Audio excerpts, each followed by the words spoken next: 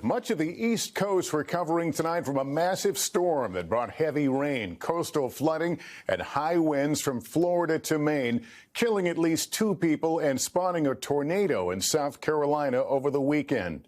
Utility crews in New England tonight still trying to restore electricity after powerful wind gusts brought down trees. 7 states experienced wind gusts in excess of 60 miles per hour. The winds forced the FAA to declare a ground stop at Boston's Logan Airport that has since been lifted. The storm barreled out of Florida over the weekend and brought at least 2 inches of rain to every coastal state from Florida northward. Parts of the Northeast receiving at least 5 inches of rain. Many areas still under flood alerts as we come on the air tonight.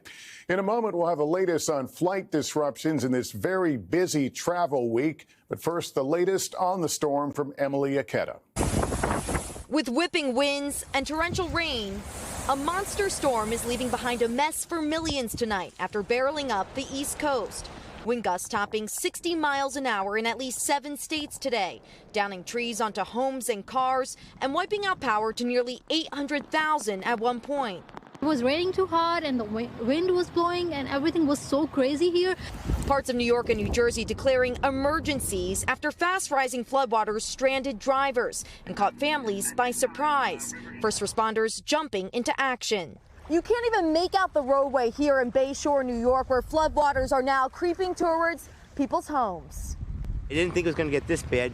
In Vermont, fire officials evacuated a village inundated by a dangerous combination of rain and snowmelt. What we are experiencing today is dangerous, and there will be damages. It's the same system that sent a car hydroplaning into another, killing 2 people in Durham, and spawned a tornado outside of Myrtle Beach over the weekend.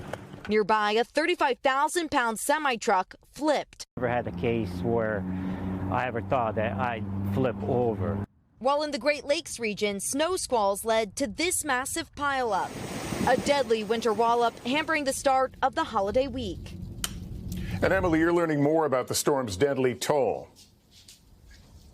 Lester, that's right. Authorities confirming a tree fell on a trailer in Massachusetts today, killing an 89-year-old man inside. And in Maine, we're learning a 40-year-old man died while trying to clear debris from his roof.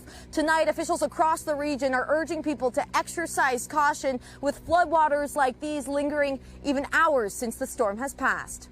Thanks for watching. Stay updated about breaking news and top stories on the NBC News app or follow us on social media.